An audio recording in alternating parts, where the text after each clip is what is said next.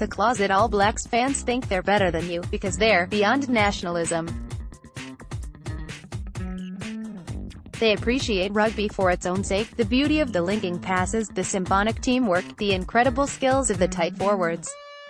Have you ever seen a hooker catch and pass the ball like Dane Coles? Then they'll show further inside rugby superiority by saying their favourite All Black isn't a glamour boy like Beauden Barrett or Sonny Bill Williams, but the quietly brilliant Ben Smith.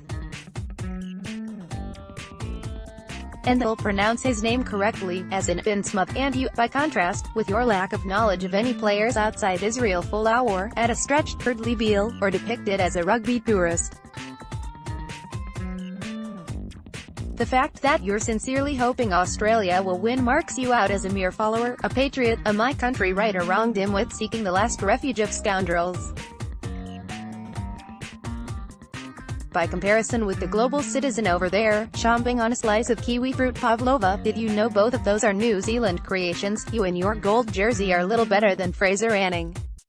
Loading playing in 5. As the game gets underway, the closet All Blacks fan is happiest when Brodie Retallick scores after 28 phases. It may not be a classic try, but wait till you hear the terrible personal story Retallick is coming back from. And by telling that story, the closet All Blacks fan somehow makes it about them. When the Wallabies start doing well, they're dismissive. That pull-out try, it only came from a kick. Lottery, it doesn't really count. And did you hear what Folau said about gay people?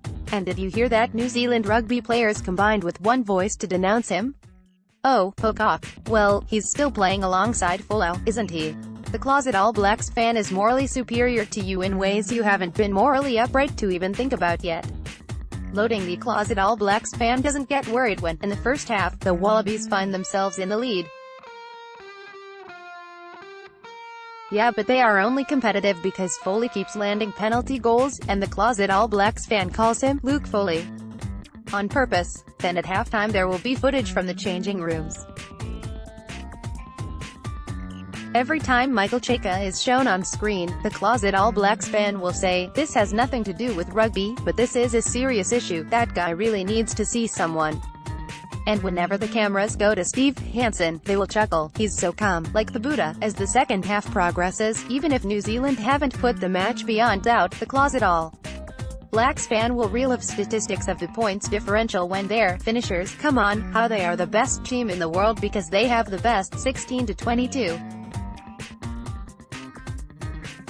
How can replace the world's best scrum half, Aaron Smith, with the world's second best, TJ Perenara. And the world's third best, Tawera Kerr-Barlow, can't even get into the squad. And meanwhile, Australia are so desperate that Nick Phipps, off the bench, has won something like 70 test caps. But they're still pretending they're Australian, so they'll couch it in terms of sorrow. Like, the fact that Nick Phipps has won 70 test caps, doesn't that say a lot about the pitiful decline of rugby in our schools? In New Zealand, on the other hand, loading. If the unexpected happens and Australia get on top, the closet All Blacks fan will slyly change the subject and talk about culture and politics. How we struggle to find our own flight of the Conchords. Did you see Hunt for the Wilder People? When did Australians stop being about to laugh at ourselves, like the Kiwis can, and then they'll enumerate the progressive policies of a 38-year-old woman prime minister and fantasize about a love match between Jacinda Ardern and Justin Trudeau? In Australia, meanwhile, our political culture is so far back in the Stone Age that our parliament has unearthed a guy who manages to make Peter Dutton look like a sensible centrist.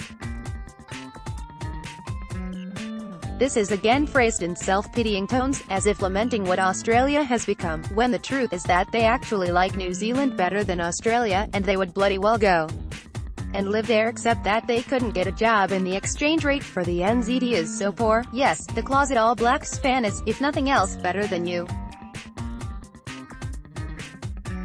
For even though the All Blacks are the perennial overdogs, New Zealand is a country of underdogs. And you've got to love them for that.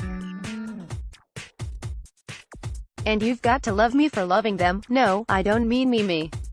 Otherwise I'd be out of the closet. The final tell for the closet All Blacks fan is that, come the end of the test match, they are always wearing a smile.